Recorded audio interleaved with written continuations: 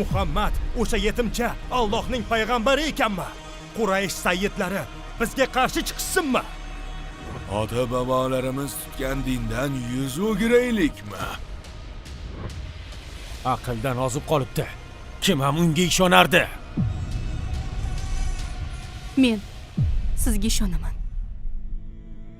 Islomdagi birinchi iymon keltirgan zot Xadicha onamiz edilar. U Makkaning boy va badavlat ayollaridan edi. Unga ko'pchilik zodagon erkaklar turmush qurish taklifini berishgan. U esa qalbini hech vaqosi yo'q yosh yigitga ochdi. Muhammad al-Amin. Xadija oddiy ayol emasdi. U islom uchun o'zidagi bor narsalarni baxshida qildi. Vafot etganidan so'ng ortidan hech qanday mol dunyo qolmadi. Ammo u uchun jannatning eshiklari doimo ochib qo'yildi. Bir kuni Jabroil alayhissalom payg'ambar oldilariga xushxabar bilan keldi. Xadija kelgach, unga Alloh taolodan salom aytib qo'ying va mendan ham. Va unga jannatdagi durlardan yasalgan qasr xushxabarini bering. U yerda shovqin ham, charchab qolish ham yo'q. Ushbu hikoya payg'ambarning yodida butun umr qolgan ayol haqida. Payg'ambarga birinchi bo'lib iymon keltirgan, islom uchun bor budini qurbon qilgan Xadija roziyallohu anha qissalari. Ushbu videolar ishonchli islom manbalaridan olingan yuzlab ma'lumotlarga asoslandi. Barcha sun'iy intellekt vizual materiallari malakali islom olimlari bilan hamkorlikda tayyorlandi va islom ko'rsatmalariga muvofiqlashtirildi. Cho'lning o'rtasida, baland tog'lar orasida Makka degan shahar bor edi. Bu shahar Ka'ba soyasida yashardi. Tongdan tunga qadar o'tayotgan karvonlarning ovozi aks sado berib turardi. Ana shu shaharda Qurayshning eng obro'li va badavlat savdogarlaridan biri Huvaylid yashar edi. Uning rafiqasi Fatima oliy janob oiladan bo'lib, o'zining nafisligi va nafosati bilan ko'pchilikni hayratda qoldirgan edi. Bir kuni Alloh ularning oilasiga qiz farzand berdi. Qizaloq kutilganidan biroz ertaroq tug'ildi. Huvaylid qizchani qo'liga oldi va uning jajji ko'zlariga qarab jilmaydi-da, uning ismi Xadija bo'ladi. Bu ism erta tug'ilgan degani dedi. Xadija Makka shahrida, gavjum savdo hayotining markazida, zodagon oilada o'sadi. Uning otasi ulkan karvonlar tashkil qilib, uzoq o'lkalarga mol chiqarish bilan shug'ullanardi. Xadija esa yoshlik chog'laridanoq mana shu manzaralarga guvoh bo'lib o'sdi. Vaqt Makkaning yonayotgan qumlari oralab o'tib borardi. Zodagon oilaning oliy janob qizi Xadija go'zal bo'lib voyaga yetdi. Uni tengqurlardan ajratib turgan narsa Qurayshning zodagon oilalarining biridan ekanligi emasdi. Uning boshqalardan eng katta farqi toza qalb egasi ekanligida edi. Zamonining yovuzliklaridan xoli edi. Lot, Manot va Uzzo butlarining nomlari kundalik hayotga singib ketgan bo'lsa-da, Xadijaning qalbi hech qachon, hatto bir marta bo'lsa ham o'sha jonsiz toshlarga talpinmadi. Makka aholisi uning noto'g'ri ishlardan ta'sirlanmagan sof fe'l-atvori va qalbining pokligini tasvirlash uchun uni birgina nom bilan atashardi. At-Tohiro, pok ayol. Yillar o'tib, Xadija turmush qurish yoshiga yetganida, u Makkaning zodagon yigitlaridan biri Abu Xala bilan turmush qurdi. Ikkalasi ham boy oiladan edilar. Ularning birlashuvi Makkadagi eng hurmatga sazovor turmushlardan biri bo'ldi. Farzandlar tug'ilib, uylari quvonchga to'ldi. Ammo bu quvonch uzoqqa cho'zilmadi. Nikohdan bir necha yil o'tib, Abu Xala vafot etdi. Vaqt o'tgach, Xadija jarohatlarini unutib yashashda davom etdi. Kunlardan bir kun uning yo'llari Atiqning yo'llari bilan kesishdi. Hayotga bo'lgan umidi boshqatdan paydo bo'ldi. Atiq ham Makkaning boy badavlat oilalaridan edi.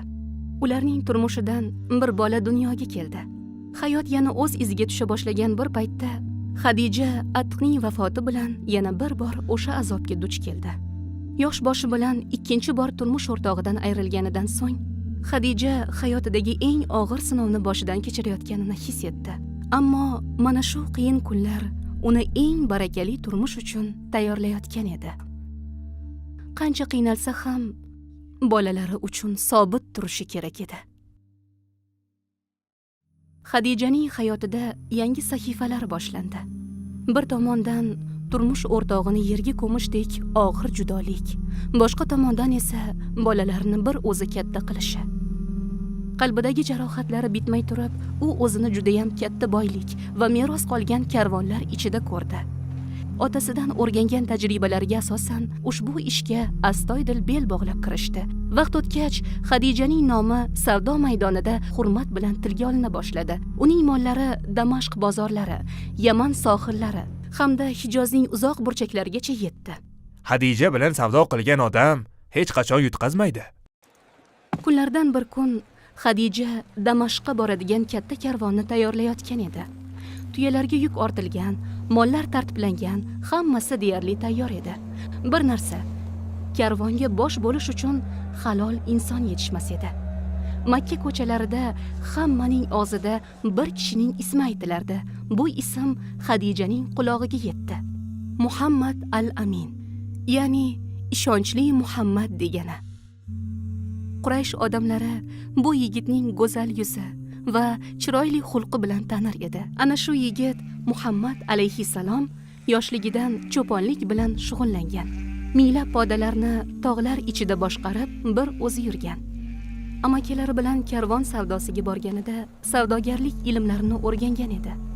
Rasululloh so'ziga sodiq kishi sifatida tanilgan bo'lib, savdoda ham juda halol kishi edi. U zotning ishonchliligi shu darajaga yetdiki, odamlar o'z mollari va pullarini hech bir ikkilanishsiz u kishiga ishonib topshiradigan bo'lishdi. Hadija bir qarorga keldi.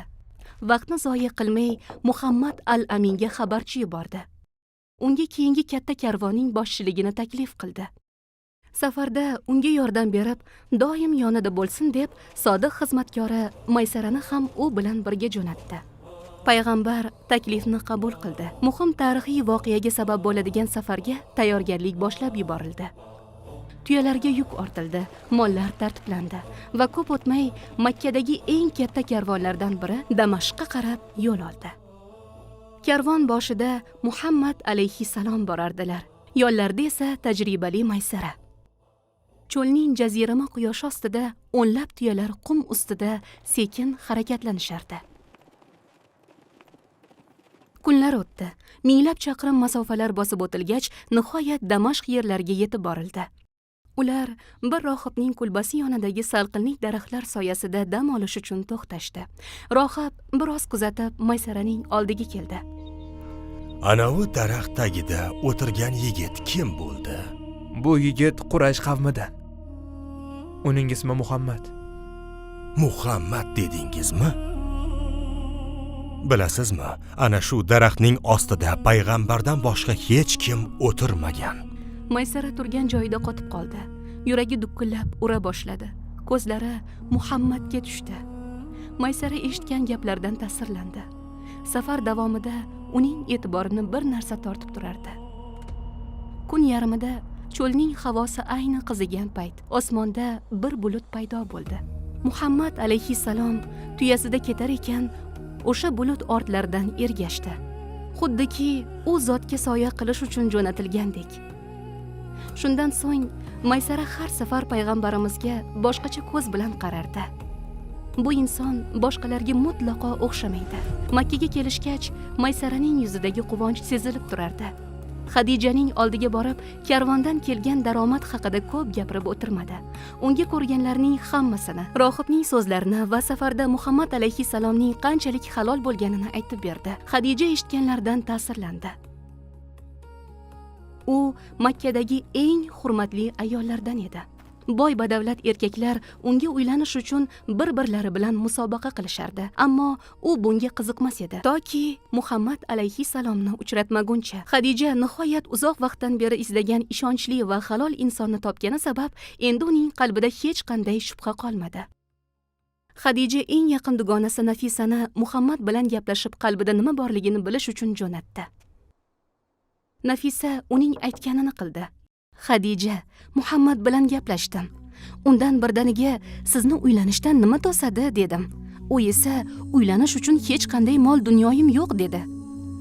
Ana shunda bildimki, ikkingizning o'rtangizda hech qanday to'siq yo'q ekan. Men agar aytgan narsalaringiz berilsa va sizga boy, go'zal, obro'li ayolga uylanish taklif qilinsa, qabul qilarmidingiz?" dedim. U menga hayrat bilan qaradi-da, "Kim ekan u?" dedi. Keyin sening ismingni aytdim. Huvaylidning qizi Xadija. U hayratdan jim bo'lib qoldi. Keyin "Qanaqasiga?" deb so'radi. Men esa "Bu yog'ini menga qo'yib bering" dedim. Shunda u "Unday bo'lsa, qabul qilaman" dedi. Mana shundan keyin payg'ambarimiz tarbiya qilgan amakilari bilan ushbu masalada gaplashdi. So'ngra Abu Tolib va Xadijaning amakisi Amr ibn Asad o'zaro gaplashib olishdi.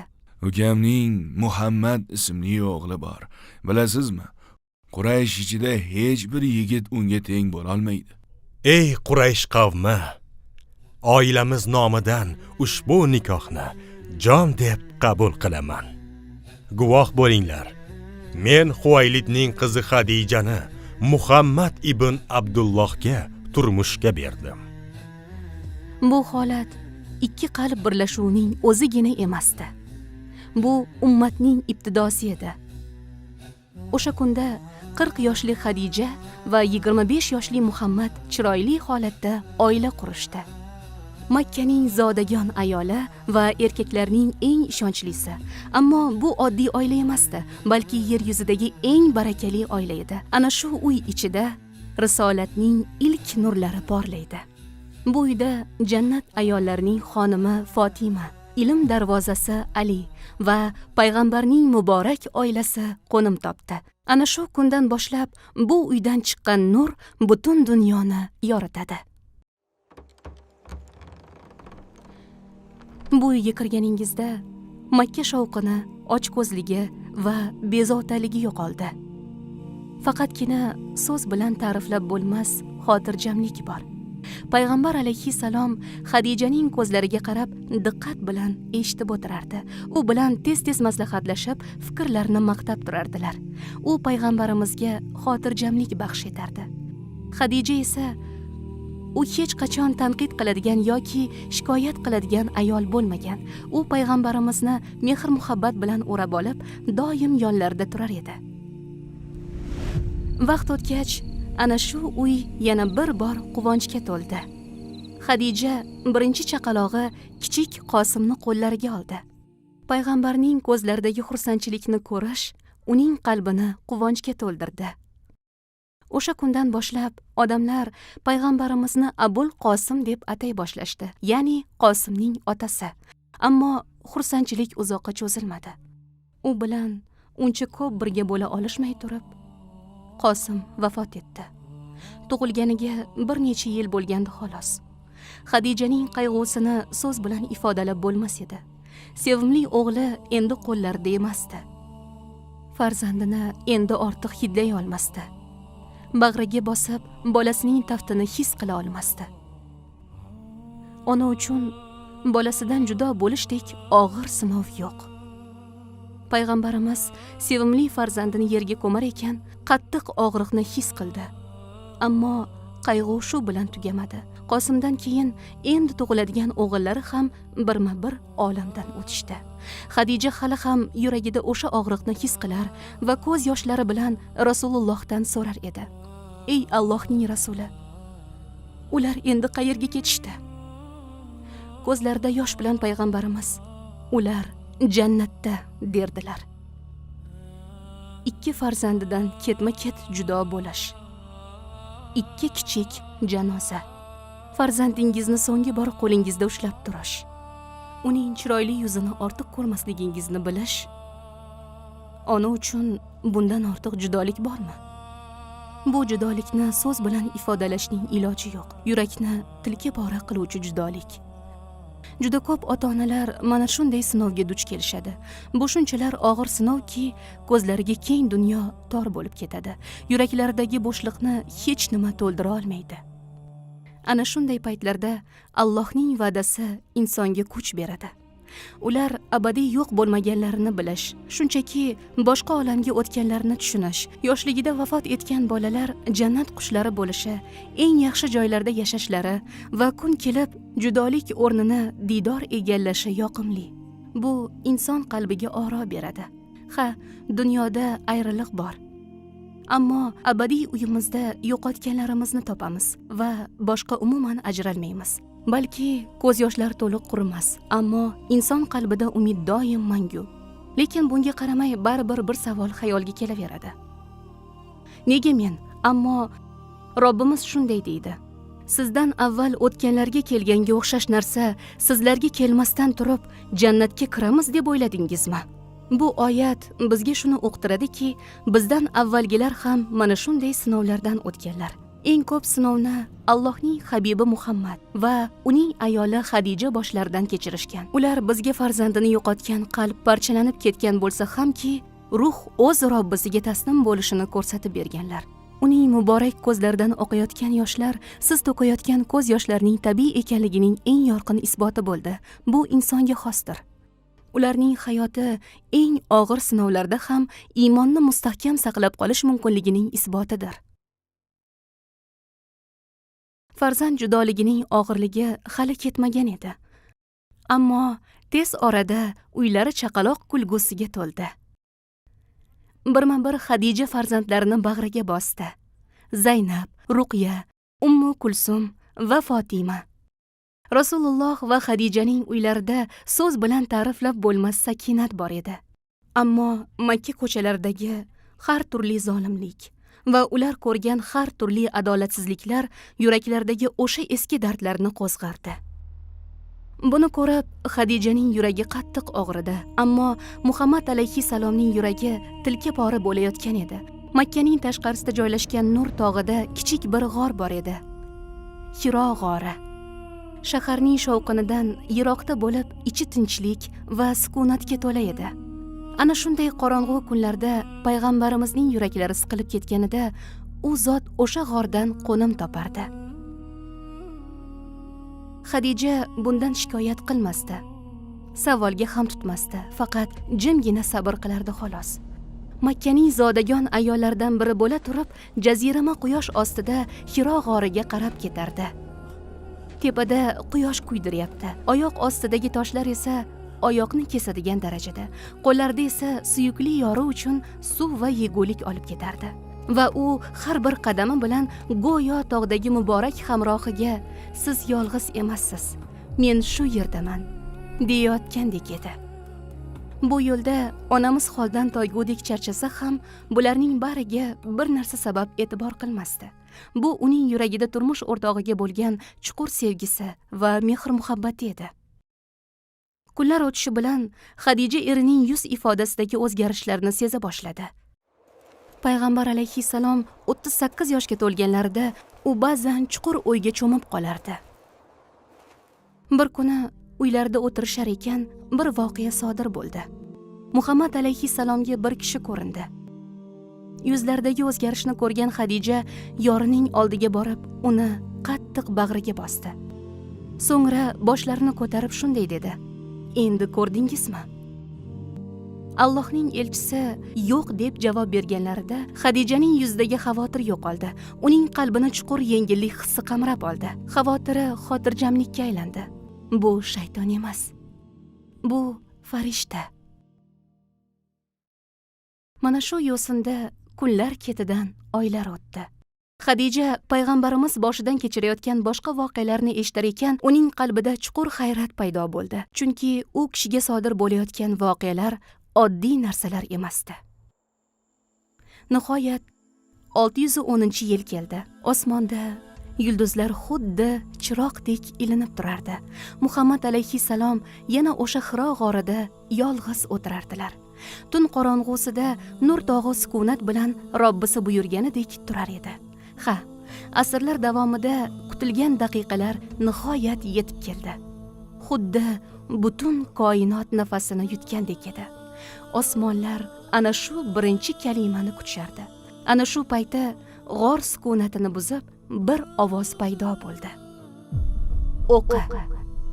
Allohning payg'ambari qo'rquvdan titrab, "Men o'qishni bilmayman" dedilar.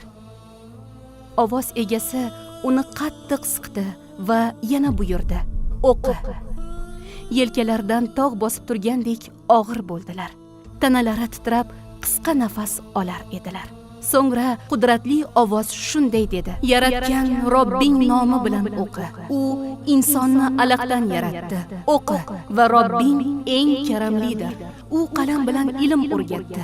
U insonga u bilmagan narsani o'rgatdi. Payg'ambar alayhissalom ushbu oyatlarni titroq lablari bilan qaytarar ekanlar, bu oyatlar qalblariga jo bo'ldi. So'ng Jabroil g'oyib bo'ldi. G'or yana sukunatga cho'mdi. Ammo avvalgidek sukunat emasdi bu. O'sha kuni payg'ambarimiz Hirodan tushib kelar ekanlar, avvalgi holatlariga o'xshamas edilar. Yuzlarida qo'rquv bor edi. Yuraklari qattiq urardi. Shoshganlardan oyoqlari tosh ustida sirg'anib ketdi. Qattiq titrardilar. Ko'rgan narsalari u zotni tashvishga solgan edi. Faqat bir narsani istardilar: uylariga borib, Xadijaning oldiga kirish. Zo'rg'a nafas olyaptilar. Uyga kirganlarida Xadija uni ko'rdi. Ichkariga xuddi bir nimadan qochgandek kirdilar. Titroq tovushda shunday dedilar: "Meni o'rab qo'ying, o'rab qo'ying." O'ylab o'tirmay Xadija oldilariga shoshdi. U kishini o'rab qo'ydilar. Biroz o'tib payg'ambarimiz gapira boshladilar. "Qo'rqyapman, ey Xadija, menga biror yomonlik yetdi shekilli." U shunday javob berdi: "Allohga qasamki, hech nimadan qo'rqmang. Alloh sizni tashlab qo'ymaydi. Siz doim to'g'ri so'zlaysiz. Yaqinlaringizga mehribonsiz. Bechoralarga yordam berasiz. Mehmonlaringizga xushmuomalasiz. Alloh sizni tashlab qo'ymaydi."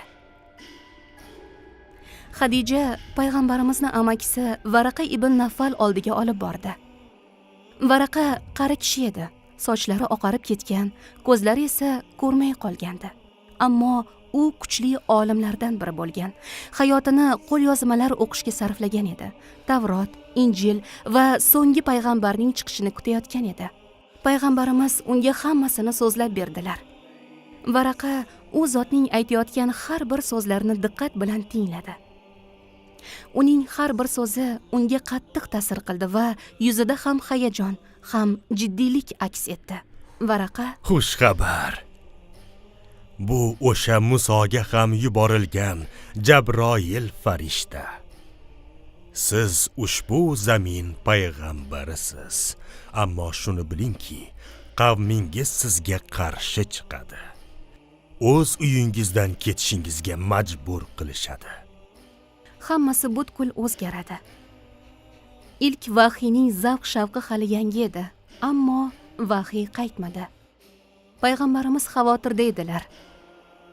Mana shu kutish davrida Xadija onamiz payg'ambarimizga kuchli madad bo'ldilar.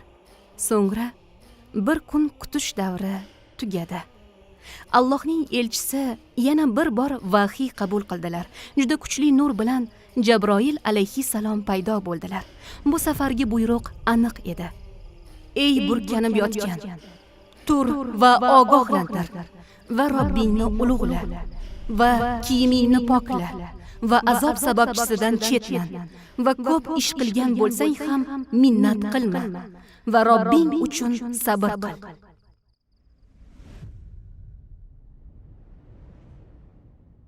Payg'ambarlik vazifasi boshlandi. Hiroda boshlangan vahiy endi insoniyatni haqiqatga, rahm-shafqatga va yagona Parvardigorga ibodat qilishga chaqirish amri bilan davom etadi. Rasululloh oyoqqa turdilar. Xadija unga qaradi va yuzida kuchli hayajonni ko'rdi. Yaqindan kelib so'radi: "Ey Abul Qosim, nega uxlamayapsiz?" "Ey Xadija, uxlash va dam olish vaqti o'tdi. Jabroil yana keldi. U Allohning buyruqlarini insonlarga yetkaz dedi." "Ya Rasululloh, Robbingiz sizga qanday buyruq berdi?" "Robbim menga uning risolatini yetkazishni, odamlarni haq yo'lga chaqirishni buyurdi. Menga kim ham ishonardi?"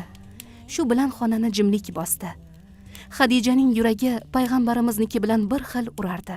Ko'zlari yoshga to'ldi. Ko'p yillar avval u hamma ortidan quvgan boylikni tanlamagan edi. O'rniga Rasulullohning ishonchli qalblarini tanladi. Payg'ambarimizning birinchi kechada aytgan gaplari quloqlarida jaranglardi. "Meni o'rab qo'ying, o'rab qo'ying." Shularning hammasi qalbida jamlanib, mana shu javobga sabab bo'ldi. Boshqa odamlardan avval, "Ya Rasululloh, menga Allohning dinini o'rgating, chunki men sizga ishonaman." Shu bilan iymon kalimasining ovozi ilk bor Xadija onamizdan eshitildi. Bu oddiy ayolning ovozi emasdi, balki butun ummatning boshlanish ovozi edi.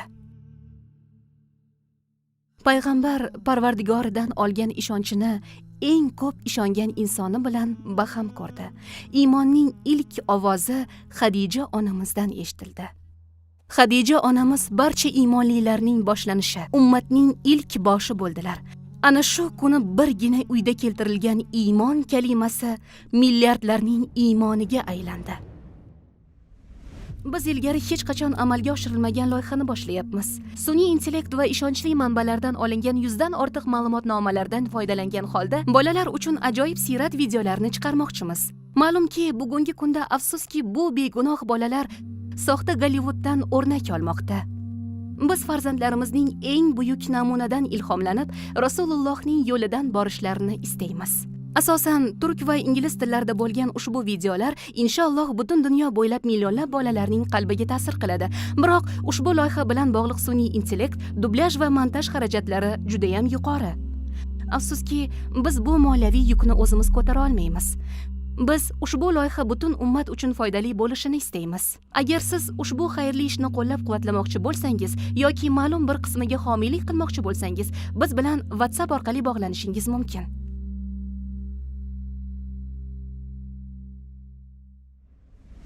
Bu uy islomning ilk boshpanasi bo'ldi.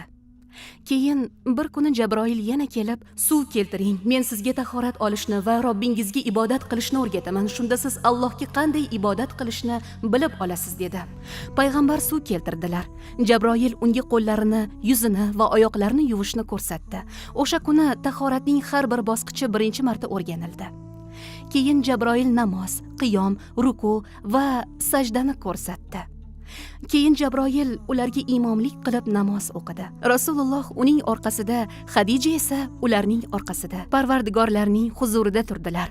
Ana shu paytda tarixdagi eng barakali namoz ado etildi. Rasululloh, u zotning suyukli rafiqasi Xadija hamda Jabroil alayhissalom. Ular Robbilari huzurida birgalikda sajda qilishdi. Birinchi bora peshonalar yerga tegdi. Birinchi bora qalblar Robbilari bilan sajda orqali bog'landi. O'sha kuni atigi 2 kishi bilan boshlangan narsa milliardlab odamlar yelkama-yelka turib birgalikda ibodat qiladigan narsaga aylandi. Bir kuni Xadija yana bir bor Hiro g'origa qarab ketardilar. Yoshlari keksayib qolgan, qadamlari sekinlashgan, har oyoq bosganda qiynalar edilar. Shunday bo'lsa ham Allohning rasuliga taom keltirishdan to'xtamasdi. Shu payt Jabroil paydo bo'lib, Xadija sizning oldingizga kelganida unga Parvardigori Azza va Jalla va mendan salom ayting va unga jannatda shovqin va charchoqdan xoli bo'lgan, marvaridlardan yasalgan qasr xushxabarini bering dedi. Bu ayolning jannatdagi o'rni hali tirikligidayoq tayyor qilib qo'yilgan edi. Jabroil alayhissalom va Robbisi tomonidan salom keltirilgan ayol. Chunki u o'z jonini, boyligini, qalbini Rasulullohga va dinning da'vatiga bag'ishladi. U eng og'ir yuklarni ko'tardi. Birin-ketin azob uqubatlarga chidadi va bularning barchasida biror marta ham shikoyat qilmadi. Hech qachon afsuslanmadi. Xadija islomni qabul qilganidan so'ng o'sha uy ichidan yana bir shahodat eshitildi. Payg'ambarimizning yosh amakivachchasi, ularning qaramog'ida tarbiyalangan Ali bolalik qalbining beg'uborligi bilan shahodatni qabul qildi. Ana shu yosh bolakay kun kelib islom ilmining darvozasi bo'ladi. Ancha oldin Zayd bolaligida asirga olingan edi. Keyinchalik Xadija orqali u payg'ambarning qaramog'iga o'tdi va uning mehri bilan ulg'aydi. U ham shahodat qabul qildi. Ularni na qon, na mol, balki qalblaridagi iymon hamda payg'ambarga bo'lgan ishonch birlashtirdi. Kechasi hamma yoq sukunatga cho'mganda vahiy oyatlari avval payg'ambarga, keyin esa mana shu kichik, ammo fidoyi jamoaning qalbiga jo bo'lardi. Xadija nafaqat ana shu birinchi jamoaning onasi, balki uning eng kuchli ustuni, eng kuchli tayanchi ham edi. Bu uy islom da'vatining birinchi markaziga aylandi va u yerdan boshlab iymon yashirincha yoyila boshladi. Yer ostidagi urug' kabi u jimgina o'sib ildiz otdi. Endi da'vatni kuchaytirish kerak edi. Va so'ng yana bir buyruq nozil bo'ldi. Bu safar unga eng yaqin bo'lganlardan boshlab va yaqin qarindoshlaringni ogohlantir. Ushbu ilohiy buyruqdan so'ng payg'ambarimiz Xadija bilan gaplashdilar. Uylarida amakilari va butun Hoshim urug'i uchun taom tayyorlandi. Dasturxon yozilib, mehmonlar kutib olindi. Taomdan so'ng payg'ambar o'rinlaridan turdilar. Odamlarni o'zining muborak da'vatiga chaqirdilar va bu dunyoda ham oxiratda ham haqiqiy muvaffaqiyatga erishish yo'lini ko'rsatdilar. So'zlarini tugatishlari bilan birdan baland ovoz ko'tarildi. Bu amakilari Abu Lahab edi. U masxara qildi, xushxabarni rad etdi va qo'polligi bilan bu nurni o'chirishga harakat qildi. Birin-ketin hamma turib ketdi. Dasturxon shundayligicha qolib ketgandi. Rasululloh birinchi qadamdayoq o'z yaqinlari tomonidan qattiq aziyatga uchradilar. Ana shunda Rasululloh bu yo'ldagi eng og'ir sinovlar eng yaqin kishilari orqali kelishini anglab yetdilar. Ko'p o'tmay Alloh taolodan aniq bir buyruq keldi. Bas, senga amr qilingan narsani yuzaga chiqar va mushriklardan yuz o'gir. Da'vatning ortiq sirliligi qolmadi. Haqiqat Makka ko'chalarida yoyildi. Rasululloh yaqin qarindoshlarini birinchi marta ogohlantirganlardan so'ng endi butun insoniyatga murojaat qilish buyurildi. Bu chaqiriq ba'zilarning yuraklariga huzur baxsh etdi. Allohning kalomini eshitganlarida ko'zlari yoshga to'lib, payg'ambarning ortida iymon bilan turganlar ham bor edi. Ammo ba'zi qalblar bor ediki, ular haqiqatdan ko'ra mag'rurlik va o'jarlikni afzal ko'rdilar. Payg'ambarni xafa qilish uchun har ne bo'lsa qildilar. Os ibn Vali va Abu Jahl kabilari haddilaridan oshib shunday dedilar: Muhammadning avlodi uzildi. Uning ismini ko'taradigan o'g'li qolmadi. Vafot etganda uning nomi ham o'zi bilan birga o'ladi.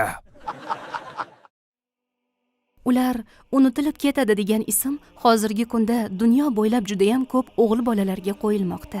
Ular uning nasabi tugaydi deyishgan edi, ammo bugun u zotning nomlari har kuni azon va cheksiz duolar bilan osmonda aks sado bermoqda. Alloh hech qachon rasulini yordam va tasallidan mahrum qilmagan. Mishmishlardan so'ng Alloh Kavsar surasini nozil qildi. Payg'ambarimizga mana bu so'zlar bilan taskin berdi. Albatta, biz senga Kavsarni berdik. Bas, Robbingizga namoz o'qing va jonliq so'ying. Albatta sizni yomon ko'rib, ayblovchining orqasi kesikdir. Kundan kunga azob uqubatlar battar og'irlashdi. Iymon keltirganlarga qarshi yangicha azob turlari berildi.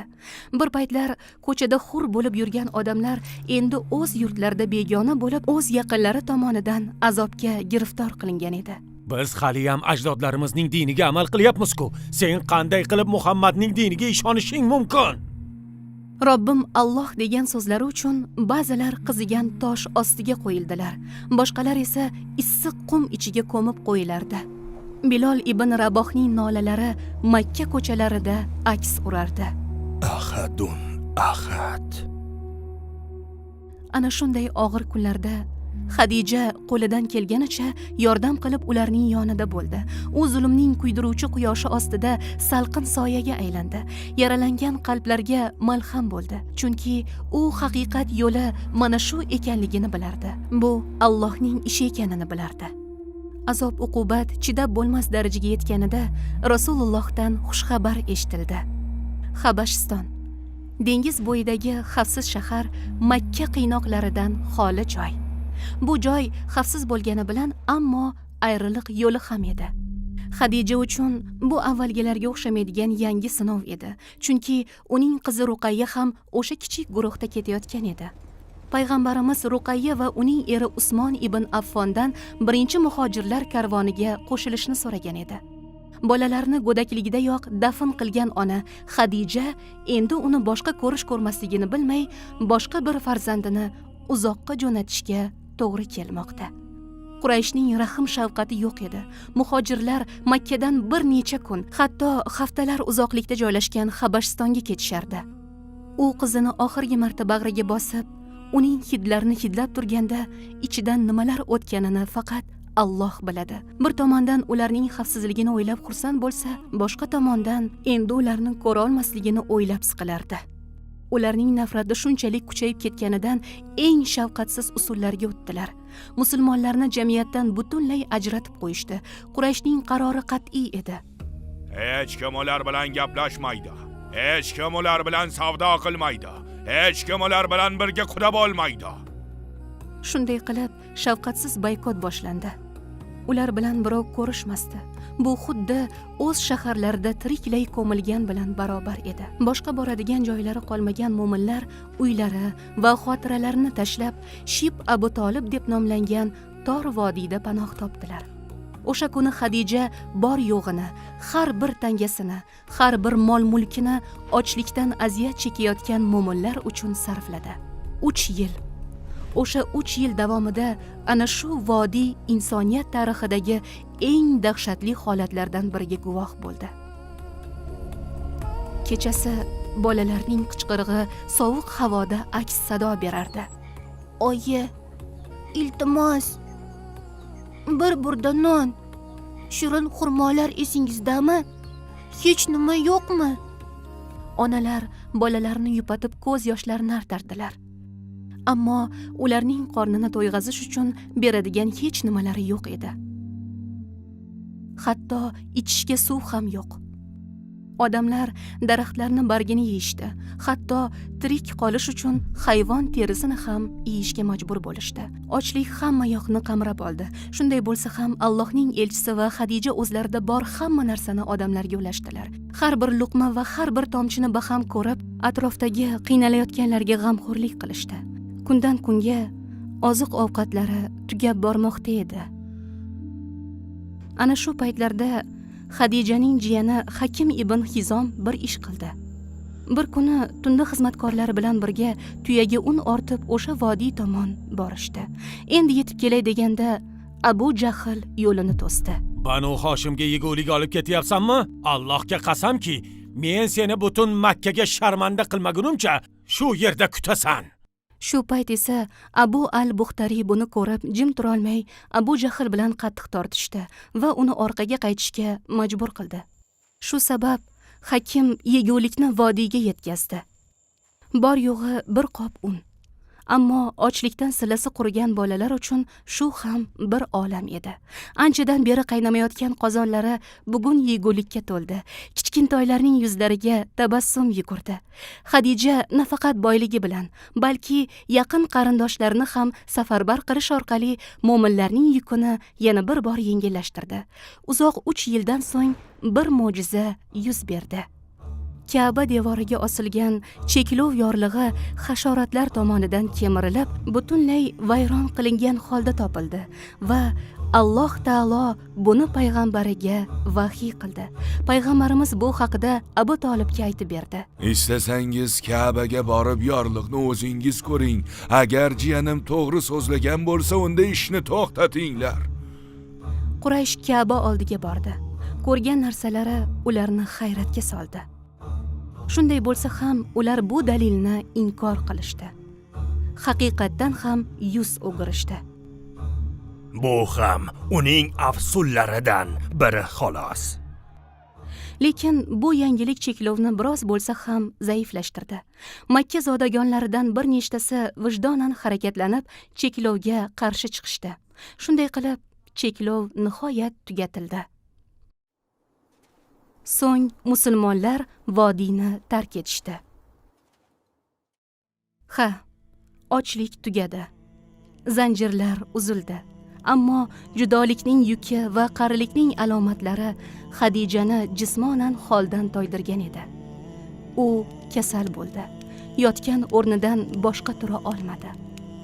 Nafas olishga ham qiynalardi. Shuncha yillik og'irchilik sabab uning jismi butunlay kuchdan qoldi. Kasali og'irlashib, nafas olishi qiyinlashdi. Ammo qalbida hech qanday afsus va nadomat yo'q edi. Faqatgina har bir nafasini Robbisi va uning da'vatiga bag'ishlaganidan keyingi xotirjamlik bor edi. To'shagi yonida esa uning hamrohi, o'z jonidan ham ko'proq sevgani Muhammad alayhissalom bor edilar. Xadija u zotning muborak yuzlariga qaradilar. Hayotining eng shirin damlarini esladi. U hamma narsasidan ayrildi, ammo eng katta xazinasi Allohning elchisi bilan birga bo'lish edi. Go'yo uning yuragi mana shu jumla bilan urib turgandek edi. Siz uchun onamni, otamni, mol-mulkimni va jonimni fido qilaman, ey Allohning rasuli. U zotning tabassumiga dunyolar teng kela olmasdi. U zot kulsalar dunyo go'zal bo'lib ketardi. U kishining Xadija deganlaridagi ovozi butun olamdagi barcha ovozlardan yoqimliroq edi. Lekin endi Xadija asta-sekin ketayotgan edi. Payg'ambarimizning yuragi qayg'udan yonib ketdi. Suyukli yori Xadija bilan xayrlashar edilar. Qizlari ham o'sha yerda bo'lib, eng kichigi hali go'dak edi. Fatima. Uning qalbi juda ham nozik bo'lib, jimgina yig'lab turar edi. Buni ko'rib Xadija chiday olmadi. Titroq qo'llari bilan qizining yuzini siladi.